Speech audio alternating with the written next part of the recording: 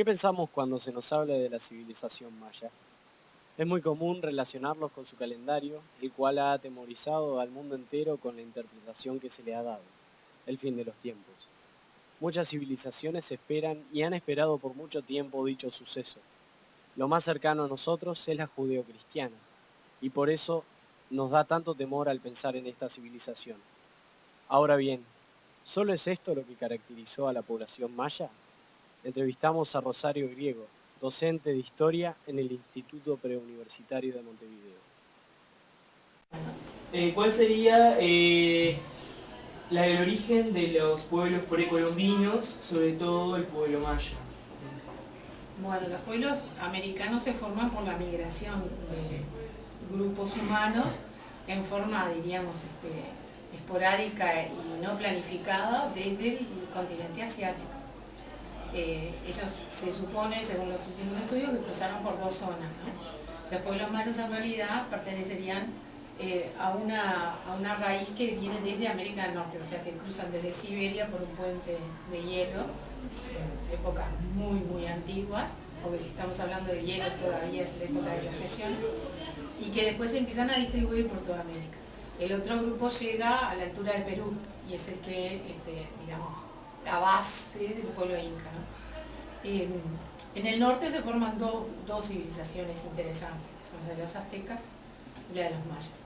La de los mayas es la más antigua de las dos, en esa zona.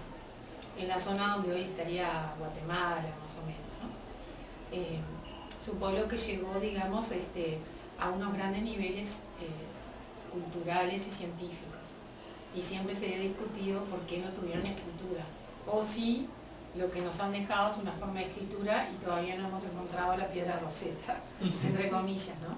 Como para poder, porque obviamente que un pueblo que llega a tanto desarrollo cultural y sobre todo astronómico, como no maneja, es raro que no maneje un sistema de escritura. Por eso muchos dicen que muchos de los restos que nosotros tenemos posiblemente sean sistemas de escritura, que no podemos descifrar. Sí se sabe que tenía un sistema de contabilidad, ese sí se ha descifrado, ¿no? Que era con puntos y rayas. Bien. ¿Y cuál es el contexto histórico en plena colonización española en los territorios mayas? Claro, estos pueblos en realidad, digamos, si bien culturalmente nosotros podemos decir que eran, no le llaman civilizaciones porque, bueno, le falta el elemento escritura, ¿no? Pero llegaron a una gran forma de organización, o sea que en esos sí tienen núcleos urbanos, y además núcleos urbanos tienen estructuras políticas y sociales que los gobiernan, ¿no? Pero están muy influidos por lo que es su pensamiento religioso, porque como todo pueblo, digamos, la religión y la política están íntimamente unidas. En realidad la disociación entre los dos planos la hacemos nosotros a partir del siglo XVIII. Es decir, en realidad es producto de la evolución racionalista, pero no es lo natural. Lo natural en los pueblos, digo lo natural, uno se basa en que en la cantidad de pueblos que se han estudiado, todos han tenido esta característica común, entonces quiere decir que eso es lo común. Y entonces su política está guiada por su fe, y su fe está guiando, digamos, todas las expresiones de la vida.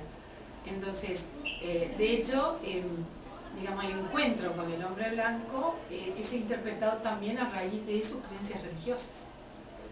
La espera, digamos, de la llegada de no le vamos a llamar Mesías, pero de un encuentro con los dioses en la tierra era algo que ellos esperaban. Y el blanco, cuando llega, es tomado como un enviado de esos dioses, ¿no? Ustedes saben que en el panteón religioso maya existía un dios creador, aparte de los otros dioses, ¿no? Pero que existía un principio, un atisbo, digamos, de una creencia que por supuesto que no es monoteísta, pero sí que ellos separan la creación de lo creado, ¿no? Y eso en buena medida, digamos, condiciona todo su concepción de la vida, del mundo, de la organización social y de las relaciones con los demás. Entonces, cuando llegan, digamos, ellos habrían tenido el potencial, más los aztecas que los mayas, ¿no?, para vencer a los españoles y sin embargo no presentaron resistencia. que eso es lo que más llama la atención, ¿no? Después, claro, el colonizador, como no ve al colonizado como un elemento a integrar, sino como un elemento a someter, todo lo que es la cultura maya queda, digamos, desplazada en un primer momento.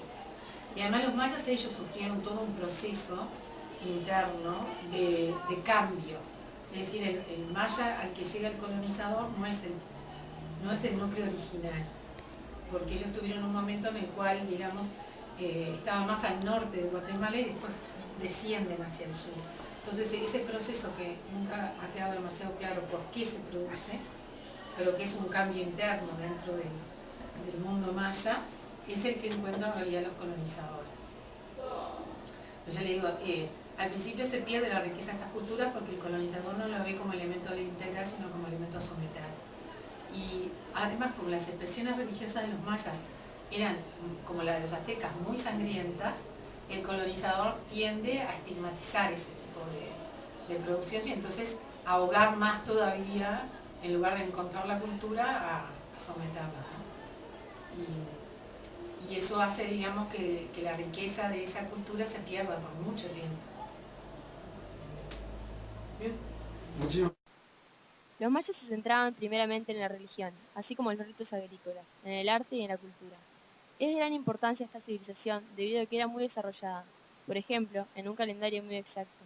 Además, tenía un control político que recaía sobre las personas importantes, los sacerdotes.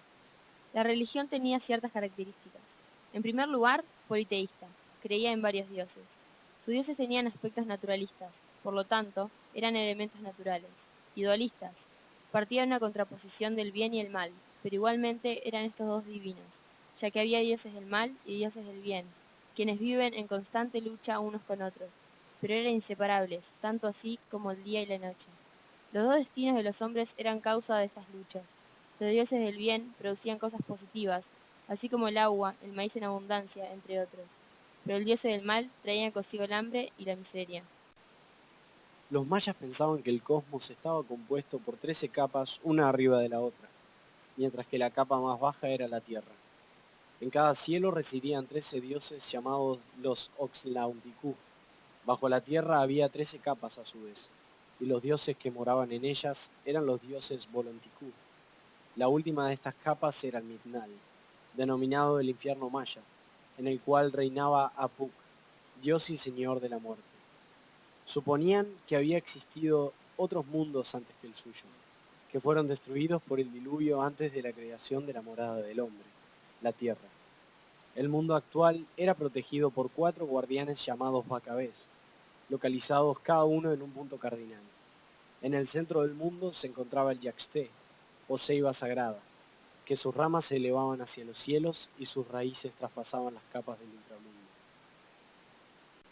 El Popol Vuh, del quiché Libro de Consejo, se considera una recopilación de leyendas mayas de la región de lo que hoy se conoce como Guatemala, que explican la creación y el desarrollo de los primeros días del mundo tal y como lo conocemos. En él se explican hechos tales como la creación de animales, la tierra, el hombre y la vegetación. Este libro tiene una importancia tanto histórica así como también espiritual, ya que son leyendas, pero a su vez explica ciertos ritos de adoración a los dioses por parte de los hombres. Por esto mismo, se le puede llegar a considerar erróneamente el libro sagrado de los mayas, o así como la Biblia de los mayas. Se desconoce el origen exacto del mismo, así como el autor, pero se supone que fue desarrollado a mediados del siglo XVII, según Fray Francisco Jiménez, pero su primera versión, utilizando caracteres del alfabeto latino, permaneció oculta hasta 1701, cuando los mayas de la comunidad de Santo Tomás Chuhuila lo mostraron en sus historias y leyendas mitológicas. En ese momento, debido a la importancia que suponía dicho libro, Fray Francisco Jiménez se plantea traducirlo al español. Sin embargo, terminó siendo una traducción poco clara, por lo que se tradujo menos literal, que incluyó en su libro, Historias de la provincia de Santo Vicente de Chiapia y Guatemala, culminado en 1722. Como hemos podido ver, los mayas tienen algo más que solo su calendario: arquitectura, astronomía, matemáticas y leyendas. Podemos encontrar en esta civilización muchas cosas de utilidad para el mundo actual.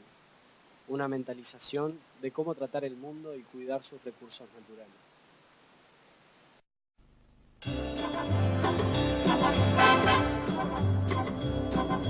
¡Oh!